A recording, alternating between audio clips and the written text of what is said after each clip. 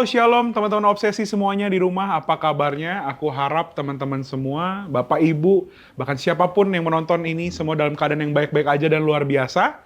Hari ini sesuatu yang spesial, kenapa?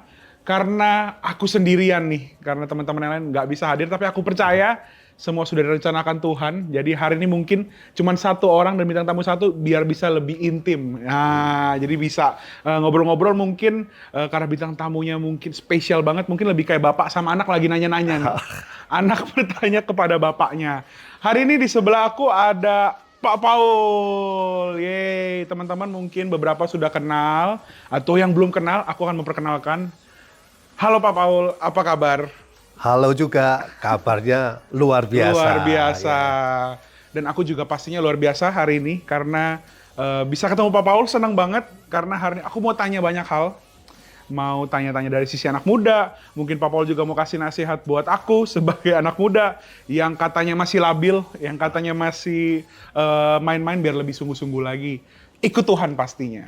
Nah, Pak Paul ini sebagai Gembala Suntermol, bener ya? Ya, Boleh betul. diceritain nggak, Pak Paul, kira-kira itu perjalanannya dari mungkin awal ibadah sampai bisa diangkat jadi gembala? Ya, awalnya lama sekali juga ya. Jadi sekian tahun yang lalu saya mulai bergabung dengan waktu itu satu gereja lokal di kota Samarinda. Wow, Kita masih pakai nama Gereja Bethel Indonesia Bethany Successful Families. wow. Ya. Kemudian cukup lama bergabung di sana. Kemudian karena masalah pekerjaan saya dimutasikan pindah ke Pontianak, kota Pontianak. Jadi Oke. bergabung dengan Gereja Bethel Indonesia, Gatot Subroto, maaf masih Successful Bethany Families, ya. Kemudian 3 tahun di Pontianak, pindah ke Jakarta, kembali masalah urusan pekerjaan, karena Oke. dimutasikan. Di Jakarta awalnya saya bergabung di Tampak Siring, Oh, sebagai jemaat Tampak Siring, kemudian bergabung dalam satu kelompok kul di Kelapa Gading, yaitu gembalanya Ibu Hana. wow. Dari situ kemudian Gembala Rayon 1D memberikan penugasan kepada saya untuk melayani di GBI Suntermol. Oke. Ya, itu mungkin sekitar tahun berapa ya, 2004-2005 begitu. Mulai melayani di Suntermol sebagai pengerja ibadah raya. Nah, dari situ saya mulai melayani lagi, di mana sebelumnya sempat vakum di Jakarta, karena hanya terlibat di dalam KUL. Kemudian mulai terlibat lagi dalam ibadah raya. Kemudian di tahun 2011 ya, sekitar tahun 2011, baru kemudian Gembala Rayon Pak Kiki mengundang saya, kemudian berbicara minta kepada saya untuk sebagai pejabat sementara Wah. sebagai gembala di GBI Suntermol. Wah, ada prosesnya nggak ceritanya? Maksudnya dipanggilnya itu seperti apa? Pasti ada ceritanya kan, Om? Iya, ceritanya ada saat itu saya memang tidak pernah terfikir sebagai gembala begitu ya, Ivan. Iya dong, Om. Karena ada satu senior saya yang dulu mengajak saya untuk mulai aktif dalam satu gereja lokal. Dia bilang, kalau jadi gembala itu pusing, kepalanya pusing. Dan kemudian efek yang kedua, karena pusing, ubannya tumbuh lebih cepat daripada harusnya begitu. Iya. Nah, ini yang membuat saya tidak pernah terpikir, tidak pernah bermimpi juga. Jadi saya hanya konsentrasi, komitmen untuk pelayanan sebagai pengerja ibadah raya di GBI Suntermol. Di mana saya kalau melayani ya, kita melayani harus punya komitmen. Iya. Dan komitmen itu harus bisa ditunjukkan kepada rekan-rekan sepelayanan yang ada. Karena kan tidak mungkin komitmen itu hanya bicara saya komitmen Ivan, saya komitmen Ivan. Tapi kemudian dalam realita kehidupan kita, dalam pelayanan itu, kita juga tidak menunjukkan sebuah komitmen. Aduh. Iya, Disitulah bener. saya belajar. Aku boleh tanya nggak, Om? Pelayanannya itu di bidang apa? Awalnya ibadah raya. Tapi kalau bidangnya apakah asyir? pujian penyembahan di depan atau gimana? Asyar. Dimulai dari asyar, kemudian dari asyar, kemudian meningkat dipercaya untuk doa di mimbar begitu kan. Satu pelayanan ya biasa seperti pelayanan ibadah raya. Tapi ada satu yang spesial, Ivan. Apa tuh? Ya, pada saat saya mulai pelayanan di satu gereja lokal di Samarinda waktu itu sebagai pengerja ibadah raya, ya, ada satu hal yang saya belajar pengalaman di situ, satu pengalaman bagi seorang pelayan Tuhan. Satu ketika kita itu ibadah seperti biasalah, kelihatannya semua is running well begitu, ya. Kita semua sudah standby semua di pintu masuk menyambut jemaat yang ada. Jemaat datang, pujian, firman Tuhan diberitakan, pengumuman masuk persembahan. Nah, ini problem mulai muncul. Ternyata kantong persembahan yang biasa disiapkan oleh full-timer gereja ada di meja di depan mimbar, ternyata kantongnya tidak ada. Wow. Kemudian kita semua pengerja saling tengok kiri, tengok kanan, kita terkejut juga. Karena posisi kantong itu disimpan di ruang pertemuan di belakang mimbar. Jadi kalau kita ambil kantongnya, kita harus naik dulu ke mimbar, ke belakang mimbar, ambil kantong. Walaupun itu terakhir terpaksa kita lakukan, apa boleh buat begitu kan. Nah, selesai itu kemudian kita satu sama lain, satu pelayan Tuhan, mulai evaluasi lah kerennya begitu ya. Kenapa sih faktor ini bisa terjadi gitu? Kita udah tahunan nih, udah sekian lama nih melayani. Masa kantong persembahan bisa ketinggalan di belakang begitu? Akhirnya secara mayoritas semua berpikir ini full timer salah. Karena tidak melakukan tugasnya dengan baik. Karena dia tugas dia.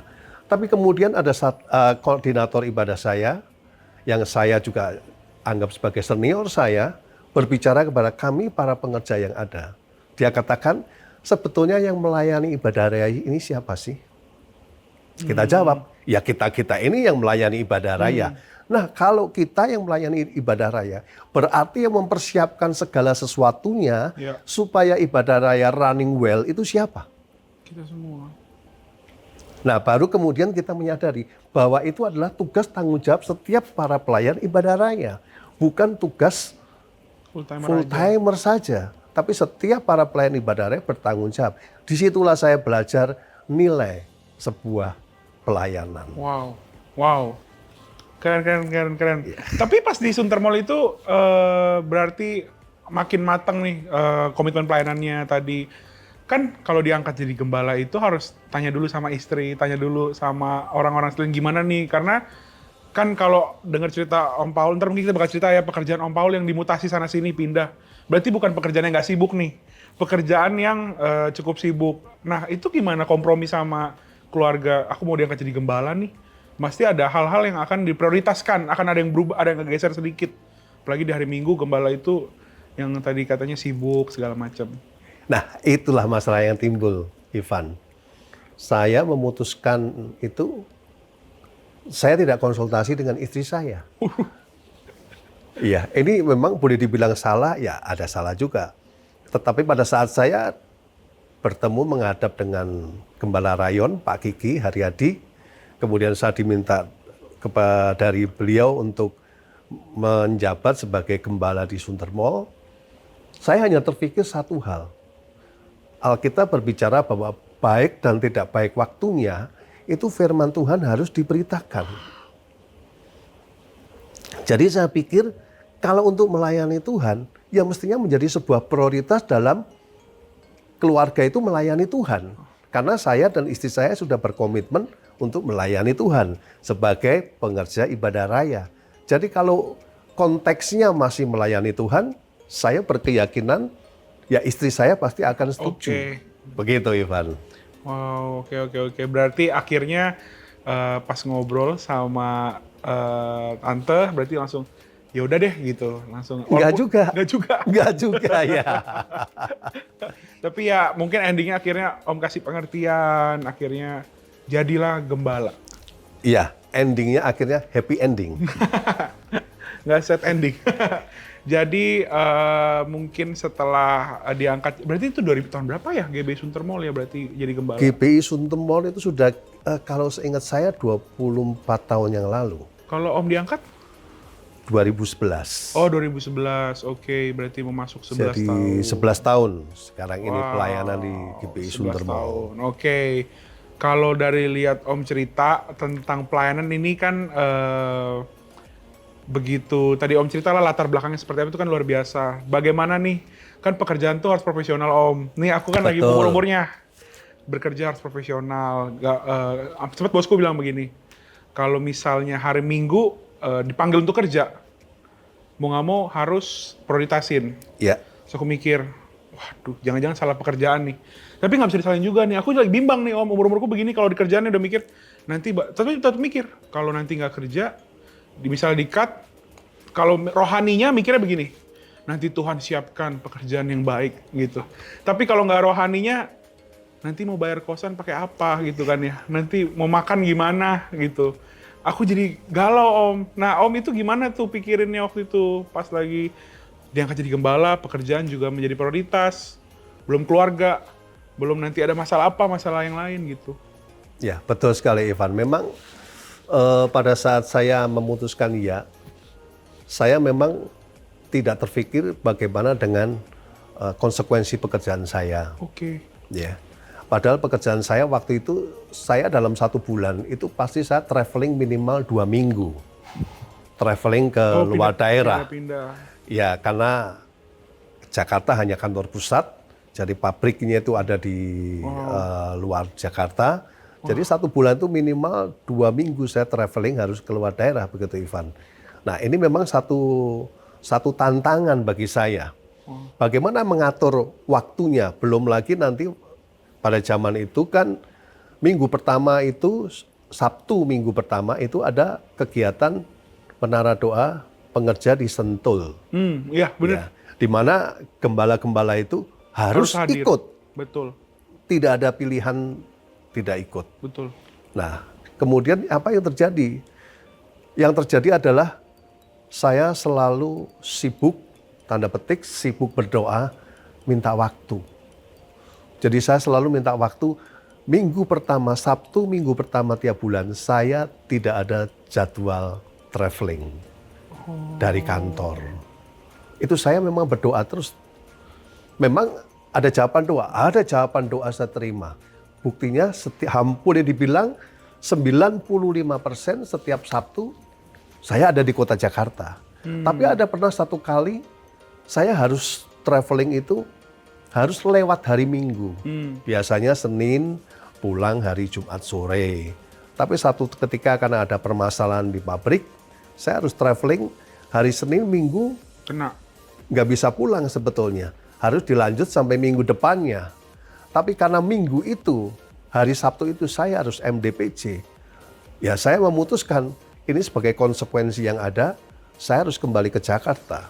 Saya kembali ke Jakarta hari Sabtu, kemudian hari Senin pagi, saya kembali lagi Wow. ke pabrik. Ya sebagai konsekuensi. Karena saya harus tetap berkomitmen, apapun juga saya sudah menyatakan mau begitu kan. Jadi harus ada satu komitmen yang harus saya lakukan. Iya. Tapi gini ya Om, kan aku kalau misalnya di kantor kerjanya aja nggak bener terus mintanya izin terus kan juga nggak boleh kan. Harus seimbang dong. Betul sekali. Om itu berarti kerjanya juga berikan, kalau bos minta 100%, Om kerjain 150% dong. Iya, harus dong. Kita sebagai profesional, walaupun kita melayani Tuhan, tapi kan kita profesional. Iya. Berarti di dalam pekerjaan kita kan kita harus tunjukkan bahwa kita pun melakukan tanggung jawab kita dengan benar. baik. Kan nggak bisa kemudian kita beralasan, bos hari Minggu atau hari apa, saya minta izin deh. Karena tugasnya belum Tolong, selesai. Nah, tugas belum selesai. Kenapa? Ada pelayanan. Menurut saya itu bukan satu hal yang menjadi teladan atau menjadi saksi Ya. bagi perusahaan atau bagi pimpinan di mana kita bekerja. Ya. Selesaikan tanggung jawab kita. Memang waktu kita apa? Selesai jam kerja, ya itulah yang kita lakukan, pelayanan selesai jam kerja. Karena ada juga bos yang tidak suka hal-hal seperti itu. Iya, bener, bos. Iya kan? Iya. Iya, di tempatku begitu. Ya begitulah, pokoknya ada juga di tempat lain, nggak tempat aku doang.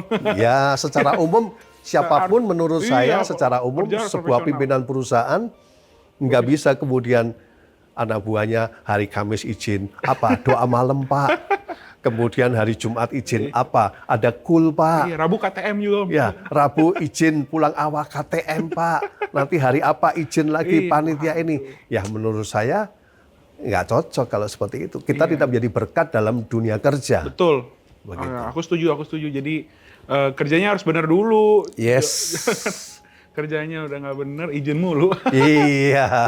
Oke, Om. Dengan COVID-nya Om aman, nggak pernah kena? Pernah kena sekali di awal-awal. Wah, Ya di zaman COVID-nya masih disebut alfa. udah. Iya. Belum vaksin? Belum ada vaksin. Saat itu dokter juga nggak tahu obatnya apa. Wah. Ya rumah sakit juga sangat-sangat terbatas. Fasilitas ruang yang disiapkan untuk pasien COVID. Berarti kalau awal-awal kena tuh bener-bener dijauhin orang, Om? Dulu masih jauhin, sekarang kan orang COVID, oh iya dia COVID biasa aja. Berarti dulu Pak Paul COVID langsung dijauhin banyak orang. Iya. Apalagi Sangat gembala. betul. Ya pada saat COVID ada image pada zaman itu. Iya. Kalau COVID itu Kayaknya ada berdosa something wrong begitu. Iya kayak berdosa banget. Iya. COVID itu. Terus ceritanya gimana Om kenanya itu? Gimana ceritanya? Ya kenanya memang tidak ketahuan kena di mana, tapi yang jelas saya kena. Jadi Oke. saya berkeyakinan memang COVID ini real, ada. Oke, kalau Bukan real sekedar hoax. berarti kalau real gejalanya parah. Ya karena gejala awalnya tidak terlalu parah sebetulnya. Ya, gejala awalnya tidak ada gejala saja, tidak ada gejala, tapi kemudian muncullah gejala demam. Ya, gejala umum COVID pada zaman itu demam. Iya. Kemudian yang kedua muncul umumnya orang penciumannya hilang. Kemudian lidah perasa atau lidah tidak bisa merasakan sesuatu. Itu Om kena semua? Cium masih bisa, lidah masih bisa, bisa merasakan, tetapi demamnya yang memang luar biasa. Waduh, itu zaman dulu tuh kalau belum ada obat tuh orang kalau udah kena COVID, apalagi kayaknya langsung pada takut kan, maksudnya, wah Pak Paul kena lagi udah umur segini lagi. Betul sekali. Terus gimana dong? Ya zaman itu memang saya kena COVID, 1 minggu saya mencoba bertahan di rumah. Waduh. Ya istilahnya isoman lah, zaman itu juga sudah ada istilah isoman. Karena ada suara-suara juga, ada masukan-masukan juga. Kalau masuk rumah sakit nanti kamu tertular yang lebih parah begitu. Jadi sebaiknya isoman dulu di rumah. Konsultasi dengan dokter via WhatsApp atau apa. Kemudian minum vitamin dan sebagainya. Tapi dalam perkembangan waktunya, demam saya juga tidak kunjung menurun. Pernah kena COVID yang varian Alpha saat itu. Wah, Om, zaman Alpha itu Om, setauku ya, itu zaman paling orang dimana kalau kena, kayaknya udah dijauhin orang, kayaknya nggak ada harapan, obatnya belum ada. Bahkan vaksin belum ada kan Om? Belum ada. Rumah sakit pun saat itu hanya mengalokasikan ruang untuk, maksudnya kamar pasien untuk COVID ini sedikit sekali juga zaman Alpha. Berarti Om tuh kalau di sekolah Om itu lulusan pertama, angkatan pertama dong? Ya, angkatan Alpha. Karena setelah Alpha kan langsung Delta. Jadi dosen Om sekarang. Pantesan Om tahu. Nah terus gimana? Gejalanya, keadaan tubuhnya gitu? Ya, awalnya nampak tidak ada gejala. Tapi setelah sekian waktu kemudian muncullah gejala yang nomor 1 itu demam. Oke. Ya, jadi saya mengalami demam. Kemudian demam ini ternyata tidak turun walaupun sudah minum obat untuk penurun demam, sudah diminum rutin. Berarti Om belum tahu nih? Belum tahu dong itu COVID, demam? Sudah tahu. Oh, Sudah tahu, karena belum ada obatnya, akhirnya dokter memberikan obat penurun demam juga untuk mengurangi demamnya. Karena kan tidak tahu obatnya mau obat apa zaman itu. Iya kan? Nah akhirnya dalam perjalanan waktu mencoba isoman di rumah kira-kira 7 hari, 1 minggu lah ya. Kemudian dengan kondisi demam yang bukan turun, tetapi naik sampai ke angka 39, Waduh. jadi nafsu makan juga bertahap terus turun terus, akhirnya sampai boleh dibilang nafsu makan mendekati 0. Waduh. Ya itu diet gratis sebetulnya sih Ivan. Jangan gitu. Iya. Jadi nggak ada nafsu makan sama sekali. Dan akhirnya dokter di mana saya konsultasi rutin via WhatsApp, dokternya menyarankan Sabtu malam ya, situasinya Sabtu malam. Dokternya menyarankan malam ini juga saya diminta untuk segera cari rumah sakit opnam. Karena memang kondisi demamnya tinggi, tidak ada gejala turun, nafsu makan sudah tidak ada. Jadi akhirnya saya harus opnam di rumah sakit Pantai Indah Kapuk. Oke. Ya, selama kurang lebih 9 hari. Wow. Ya.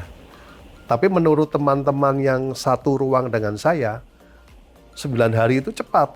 Karena samping saya itu boleh dibilang, samping saya itu dia hampir 20 hari. Karena COVID juga. Tapi puji Tuhan saya 9 hari boleh pulang. Nah tapi Ivan, pada zaman itu orang terkena COVID, umumnya bukan sekedar fisik jasmaniah kita, demam, nafsu makan turun, ada mungkin radang tenggorokan dan sebagainya, bukan sekedar fisikal yang kita problem, tetapi juga pikiran. Waduh. Sebetulnya lebih banyak di pikirannya. Jadinya bikin itu memperburuk. Memperburuk kondisi imun tubuh kita kan. Iya. Karena kita dipenuhi dengan kekhawatiran. Iya. Nah, tapi entah bagaimana saat itu keyakinan saya, pikiran saya bukan khawatir mengenai kematian. Oke. Bukan khawatir, bukannya tidak takut mati, bukan. Iya. Tapi kekhawatiran mengenai kematian itu tidak muncul di dalam kekhawatiran saya. Yang muncul dalam kekhawatiran saya adalah bagaimana pelayanan di Sunter Mall. Wah. Apakah masih bisa terus berjalan? Terus bagaimana dengan pekerjaan, tugas-tugas saya? Apakah tim yang teman saya yang lain bisa cover dengan baik? Kekhawatiran mengenai hal-hal seperti itu. Bukan mengenai ketakutan mengenai kematian. Dan ini memang berbeda. Salah satu teman saya juga terkena COVID, varian Alpha juga, yang penuh di dalam pikiran dia, menurut istrinya, teman-temannya yang sempat mencari info, dia dipenuhi dengan kekhawatiran untuk meninggal. Dan memang at the end dari badan story dia memang meninggal akhirnya. Wah, memperburuk banget. Memperburuk imunitas tubuhnya. Tapi saya memang tidak ada khawatir itu, tapi pikiran saya juga khawatir. Nah, saya mengerti bahwa pikiran ini harus dikalahkan, kekhawatiran ini harus kita kalahkan kan. Karena kan kita tahu firman Tuhannya berbicara hal seperti itu. Caranya gimana coba? Bayangin, saya sedang terbaring di bed, kondisi demam, masih belum pulih, ya, nafsu makan juga saat itu masih 0 di rumah sakit, jadi andalan hidup saya hanyalah infus saja. Kemudian satu hal, saya harus isi pikiran saya kalahkan kekhawatiran saya dengan pujian. Wah, lagu apa tuh, Om? Paling gampang kan? Karena Om ini juga nggak bisa nyanyi, nggak seperti Ivan. Ivan kan drummer begitu, pasti juga suaranya bagus lah ya. Nah, tapi karena Om nggak bisa nyanyi, ya paling gampang style pujian lah dari handphone, pakai earphone begitu. Menguatkan. Ya, untuk membangkitkan iman percaya kan. Nah, tetapi memang saat itu ada satu kriteria yang Om terapkan dalam pemilihan lagu. Banyak lagu-lagu di YouTube, banyak lagu-lagu yang suara penyanyinya hebat-hebat. Banyak. Iya, bener banyak.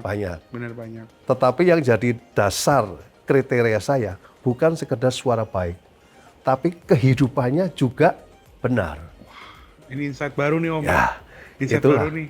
Sehingga akhirnya saya memilih, saya seleksi penyanyinya. Siapa bukan tuh? sembarang penyanyi Bukan, ya. ini Om. Siapa Om? Nggak boleh, gak usah kasih tahu lah ya penyanyinya. Ya, Ya, siapa Om? penyanyinya sepertinya terkenal banget gitu loh, ngetop di YouTube. Banyak puji-pujiannya dan puji-pujiannya juga disukai banyak orang. Oh, Yaitu gembala pembina kita.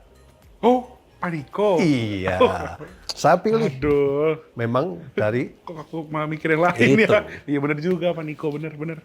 Aduh, sorry nih Om, ya.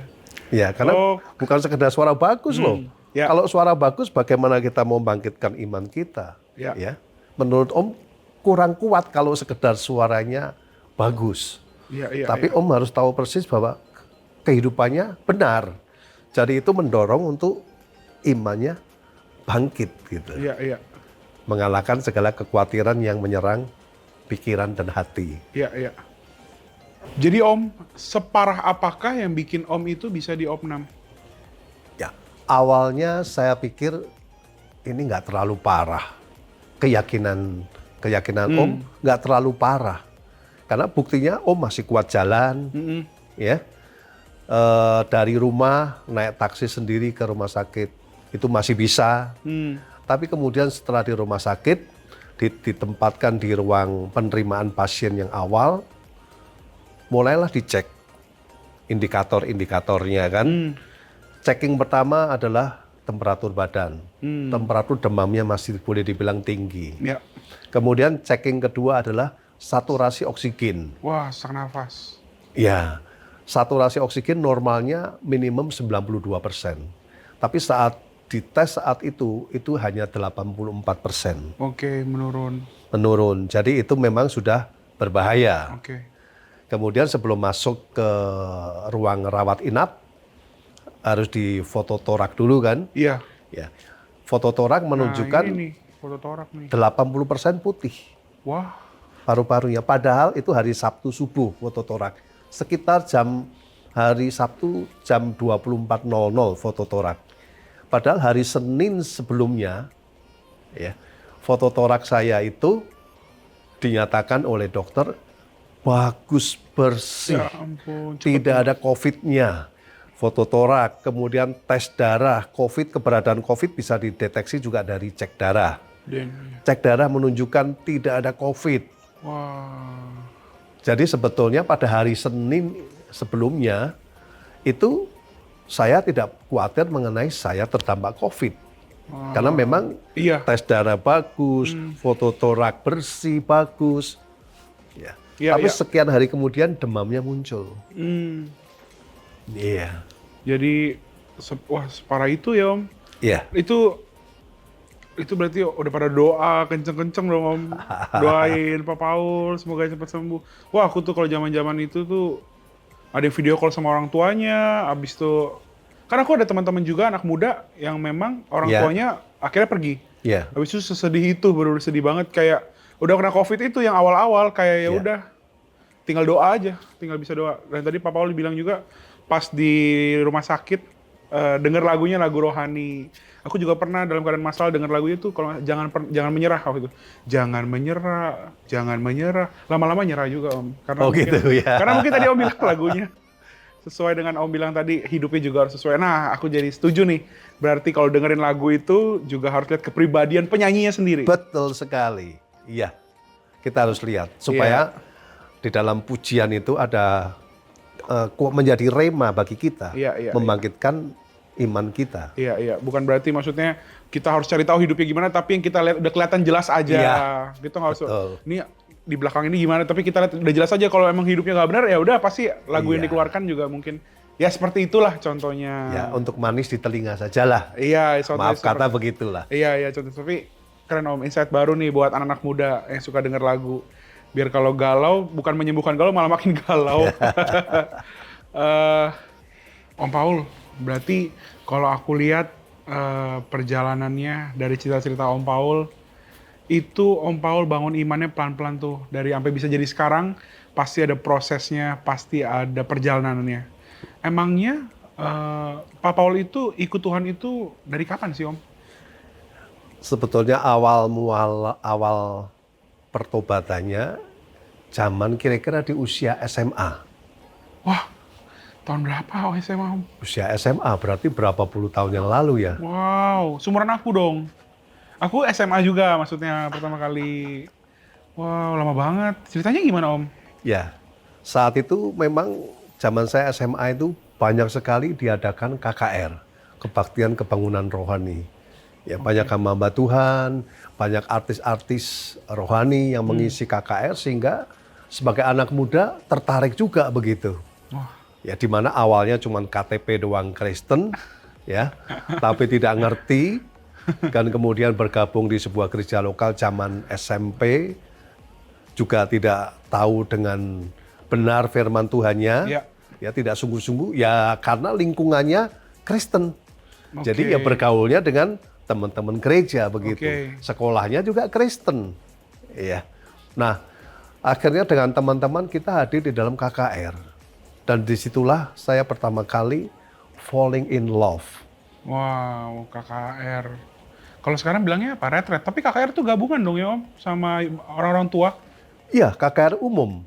Tidak khusus anak muda memang. KKR-nya umum, tetapi yang hadir memang zaman itu banyak sekali anak-anak muda yang hadir.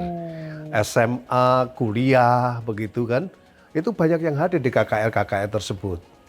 Dan sehingga itu membuat sebuah pembalikan situasi. Ya, di mana tadinya hanya sekedar KTP Kristen, menjadi rindu baca firman Tuhan. Hal pertama yang saya rasakan pada saat saya jatuh cinta pertama kali kepada Tuhan Yesus, itu baca Alkitab. Wow. Ya, zaman itu belum ada YouTube. Ya. Ya, kita nggak bisa dengerin puji-pujian dan sebagainya. Susah sekali mendapatkan itu. Ya. Ya. Jadi yang saya rasakan pertama kali gejala awalnya adalah saya rindu baca Alkitab. Gejala awal kayak tadi bahas yang penyakit tadi. Iya. Gejala awalnya baca Alkitab, bukan Jadi, demam. Baca Alkitab itu tiap hari kepengennya baca Alkitab terus. Wow. Dan tidak dibatasin berapa pasal. Kasih mula-mula banget Iya, ya. kasih mula-mula banget. Jadi waktu itu saya punya Alkitab itu sampai boleh dibilang lusuh Alkitabnya. Satu sering saya kasih garis ballpoint begitu. Sering tepinya dioret-oret. Maksudnya ayat ini rasanya cocok banget dengan pikiran saya saat itu. Saya kasih oret-oret pesannya. Ya, kemudian saya stabilo, lusuh deh Alkitab saya. Wah, kalau zaman anak kuliah sekarang Om, datang ke kampus, bukunya masih bagus, nggak pernah dibaca Om. Bukan tidak pernah dibaca, karena bacanya Alkitab. Oh iya. Baca bener, juga, Iya, begitu. bener. Iya benar. Ya. Iya, makasih loh Om udah lindungin aku dari kata-kataku tadi. Jadi memang kalau orang jatuh cinta pertama kali kepada Tuhan Yesus, pasti akan ada sesuatu yang berubah dalam hidup dia kan. Kalau enggak ya seperti Sama. contohnya seperti Ivan kalau lagi jatuh cinta. Pasti kan berbeda kan Bener. dengan Ivan pada saat belum jatuh cinta. Ada Semua sebuah perbedaan. pengorbanan antar jemput, kalau bisa Jakarta Bogor aku gas gitu ya. Ya kalau Iya. jatuh cinta begitu. Betul. Nah, pada saat kita jatuh cinta kepada Tuhan Yesus, pasti ada satu yang berbeda yang kita lakukan. Betul. Yang kadangkala orang lain mungkin melihat itu sesuatu yang ekstrim. Tapi menurut keyakinan bukan. Itu bukan sesuatu yang ekstrim. Tapi itu ada perwujudan. Wah, ya perwujudan. Ya, perwujudan bahwa lo ini lagi jatuh cinta dengan Tuhan yang pertama. Wah, kalau orang bilang sekarang Gitu. bilangnya bucin, budak cinta dulu. Oh, Kalau sekarang, begitu ya. Iya, kalau zaman anak sekarang bilangnya begitu. Tapi Iya. perwujudan ya keren juga ya. Aku bilangnya pengorbanan dulu. Kalau ngantar jauh-jauh gitu Om, biasa Iya, hujan-hujan, betul. danau kita lewatin dulu ya, Waduh. sungai, badai petir kita lewatin. Ya. Itu kalau jatuh cinta sama lawan jenis. Betul. Tapi Kalau perlu yang lain kos-kosan semua begitu ya. Dunia tinggal kita berdua begitu. Iya benar, semua ngekos kita doang. Iya benar-benar. Wow, berarti itu apakah kan kalau Pak Paul mudanya bertobat, itu berarti membawa impact sehingga sekarang Pak Paul sebagai gembala, gimana memimpin anak muda di gereja Pak Paul sendiri? Ya, jadi memang karena mungkin ada kaitan dengan pada saat saya jatuh cinta pertama kali di usia remaja.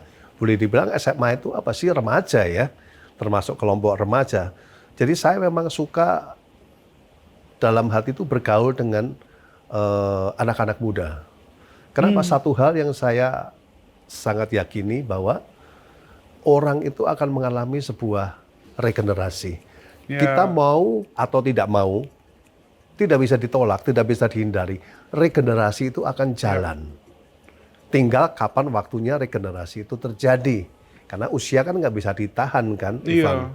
Nggak bisa kita rem. Aku mau berhenti dulu, usiaku nggak boleh nambah. Kan nggak bisa. Tetap usia setiap detik kita bertambah terus. Benar. Sehingga tidak bisa kita hindari, suatu ketika harus ada regenerasi di dalam sebuah organisasi atau di dalam semua organisasi yang ada di dunia ini pasti akan terjadi regenerasi. Siapa yang meregenerasi? Mereka yang lebih muda. Ya. Apa yang peran yang lebih tua? Mempersiapkan generasi yang lebih muda supaya bisa meregenerasi. Ya. Ya. Bagaimana dia menjadi nanti generasi pengganti yang lebih mumpuni daripada generasi sebelumnya. Iya, benar. Zaman dahulu kan orang tua selalu punya satu nasihat kepada anak-anaknya ya, zaman Om dulu saat masih muda, bahwa harus berjuang supaya lebih daripada orang tua. Ibaratnya kesuksesannya lebih daripada orang tua. Iya. Ya, tanda petik memang konteksnya umumnya pada keberhasilan hidup. Keberhasilan hidup. Ya, tetapi yang saya maksud tadi dengan anak muda adalah bukan sekedar keberhasilan hidup, ya, tapi dalam konteks dalam dunia pelayanan regenerasi pasti akan terjadi. Regenerasi Soon or later pasti akan terjadi regenerasi. Regenerasi pasti akan terjadi. Yes. Ya. Jadi aku dulu pas masih anak muda ya, ini lucu sih. Baru mimpin bentar apa-apa regenerasi. Sebenarnya itu dianya memang udah males sekali melayani. Tapi kalau Pak Paul ini regenerasi itu tujuannya untuk mempersiapkan. Iya. Bukan hanya sekedar menggantikan. Bukan. Kalau nanti menggantikan tapi nggak siap, susah juga sih Om, bener. Iya. Harus kita bukan sekedar menggantikan. Kalau menggantikan kan kesannya seperti kesan, sudah bosen ini yang lama, udah bosen diganti doang. Diganti aja yang baru, wajah baru gitu. Diganti wajahnya Ivan yang lebih keren begitu kan. Iya. Mempersiapkan. Tapi kalau regenerasi kan tidak. Kita harus persiapkan, bukan seleksi alam. Oke. Nah, kalau gitu ada nggak Om contoh-contohnya nih, mempersiapkan tuh seperti apa? Biar aku juga belajar untuk suatu saat nanti mungkin aku regenerasi juga aku harus tahu nih apa sih yang lakukan. Apakah cuman traktir makan, apakah cuman anterin pulang, kan nggak itu aja. Ada value-value yang kita tanam. Nah, aku mau tahu Om, kalau dari cara Om seperti apa? Setiap orang punya cara masing-masing, tapi aku mau belajar dari caranya Om. Nah, traktir makan itulah bunga-bunganya regenerasi. Ya begini, Ivan. Jadi regenerasi itu memang yang senior dan yang junior itu harus ada satu understanding yang sama.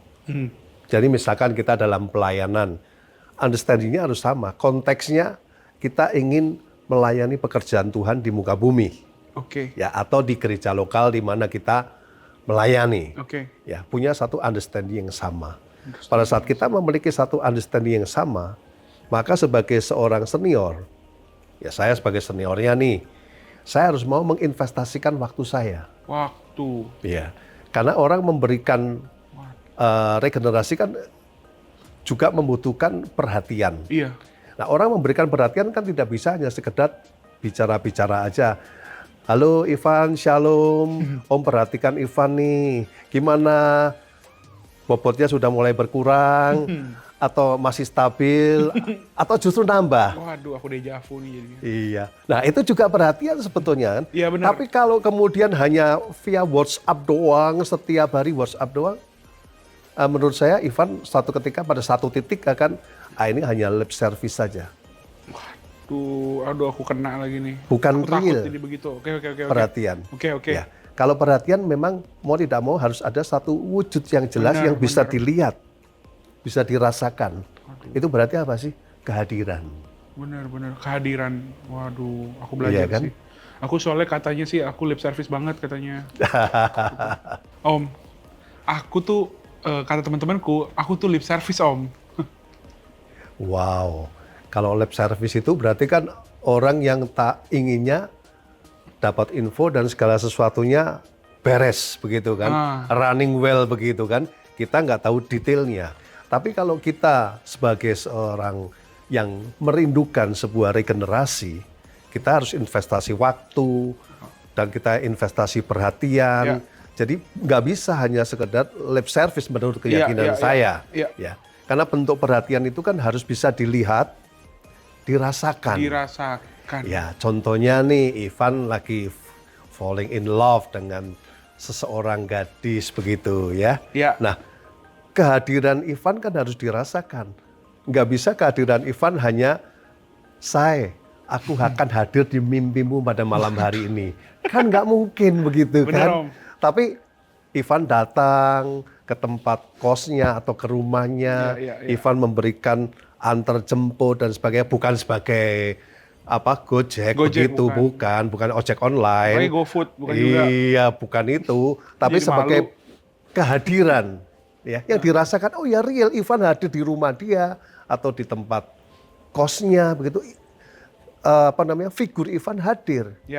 Dirasakan begitu kan. Iya. Ya, kehadiran berarti betul sekali. Bukan hanya untuk Om melakukan itu bukan untuk regenerasi anak muda aja yang Om bilang tadi masa depan. Berarti Om melakukan kehadiran itu juga Om lakukan ke jemaat orang tua juga dong Om? Yes, harus.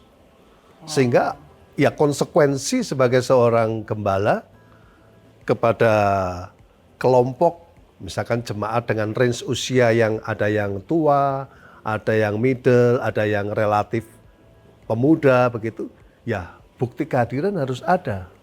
Kalau kita tidak hadir, bagaimana jemaatnya tahu bahwa oh itu Pak Gembala hadir. Domba yang mengenal gembalanya. Iya, dombanya nggak kenal. Sama seperti kalau kita dalam sebuah rumah tangga. Bayangkan kalau seorang papa nih, figur papa, berangkat pagi-pagi, pulang malam hari, Senin sampai dengan hari Jumat. Hari Sabtu harus ada kegiatan, aktivitas yang lain. Dari pagi sudah keluar rumah, pulang Sabtu malam. Hari Minggu ada kegiatan lagi. Tanda petik mungkin kegiatan aktivitas gereja, pulang sampai Minggu malam. Bisa-bisa nanti nih yang terjadi, anaknya ketemu papanya, halo Om, shalom. Nah, itu kenapa? Karena dia tidak melihat kehadiran figur papanya. Iya. Pentingnya kehadiran di situ. Kita tidak menyindir bapak-bapak yang sibuk kerja. Tapi Om gimana? Om gembala, kerja. Anak-anak Om gimana dong? Belum Om fokus ke anak kan Om anak-anak muda tuh banyak ya di Sunter Mall ya. Anak-anak Om juga gimana? Apakah mereka memang udah di umur-umur yang sibuk atau ada Om siapkan waktu untuk makan malam bareng atau gimana? Ya, saya mencoba mengatur waktu bahwa setiap hari pulang kantor Om sempatkan untuk kita bisa makan malam bersama. Ya, entah itu di rumah, entah itu kita ada makan malam di luar, tapi makan malam bersama. Itu menjadi satu momen yang menurut keyakinan Om, itu satu momen yang penting bagi sebuah keluarga. Ada kebersamaan. Waduh, jadi kena tentang keluarga juga nih. Berarti kalau di umur-umur anak Om kan udah pada gede, sekarang udah langka dong hal-hal seperti itu? Atau masih pada di rumah? Ya, masih ada di rumah. Makan malam kita selalu bersama. Jadi anak yang kedua masih ada di tinggal satu rumah. Ya makan malam kita. Berarti kalau anak Om udah lulus, maksudnya udah lulus tuh udah tinggal sendiri, Om berdua doang dong? Ya kalau tinggal berdua saja, ya makan malam berdua dengan istri. Nah kan kebetulan kosanku deket, Om. Sudah kelihatan nih arahnya ini. Bercanda ya guys, ya bercanda. Oke, keren Om. Aku dapat banyak hal hari ini, dapat banyak banget. Tapi Om, ada nggak pesan-pesan kali ya untuk apakah hanya seorang pamuk, apakah untuk gembala atau mungkin anak-anak muda yang bergumul atau mungkin teman-teman sepelayanan kita yang nonton video ini? Ya, kondisi saat ini atau hari-hari ini banyak hamba-hamba Tuhan berbicara mengenai generasi Yeremia. Ya. Itu keyakinan saya betul. Bukan hanya hamba Tuhan, tapi di dunia marketplace pun berbicara mengenai anak muda nanti yang akan menguasai ke depannya. Keyakinan saya itu akan terjadi. Ya. Kenapa? Karena memang dengan kemampuan dia, usianya, dengan kondisi fisik, kalau kita lihat in general ya, kondisi fisik yang relatif muda, sehat, kuat, dan sebagainya dengan kreativitas yang ada, pasti dia akan nantinya menjadi orang yang mendominasi. Ya. Iya kan? Nah, karena itu anak-anak muda ini perlu diketahui bahwa itu bukan sekedar menjadi sebuah euforia. Oh, puji Tuhan, ini waktunya generasi Yeremia. Kalau hanya seperti itu just euforia. Kalau euforia, tidak akan ada dampaknya sama sekali, baik dalam kehidupan pribadi maupun bagi lingkungan yang ada. Karena kalau kita berbicara mengenai Yeremia, Yeremia itu orang yang dipanggil Tuhan dan mau melakukan perintah Tuhan. Ya, ya. Itu berbicara mengenai figur Yeremia. Ya. Ya. Nah, kalau anak di generasi ini atau di zaman ini dikatakan Yeremia generation, ya, ini akan tampil. Jadi anak-anak muda harus memperlengkapi diri. Bukan sekedar, wah ini satu kesempatan, ini waktunya gua tampil. Ya. Tapi yang terlebih penting, kita harus mempersiapkan diri anak-anak muda. Contoh paling sederhana, Alkitab mencatat, belajar dari Daud. Ya. Kita tahu sejarah Daud, sangat terkenal tokoh Daud. Dari masa mudanya yang imut-imut mukanya, ya, sehingga papanya mengatakan, anak ini imut-imut, nggak cocok kalau mau untuk jadi pimpinan, pemimpin nggak cocok. Tapi kenyataannya Tuhan pilih Daud. Ya, Tuhan pilih Daud. Ya, di situ kita belajar luar biasa dari Daud. Dari masa mudanya terus sampai dia menjadi seorang raja, bangsa yang besar Israel. Ya, dia tidak mau kemudian menyatakan waktunya dia. Tapi dia tetap ikut waktunya Tuhan. Wow. Ya kan, buktinya kan, dia punya kesempatan membunuh Raja Saul. Dia nggak mau bunuh Raja Saul.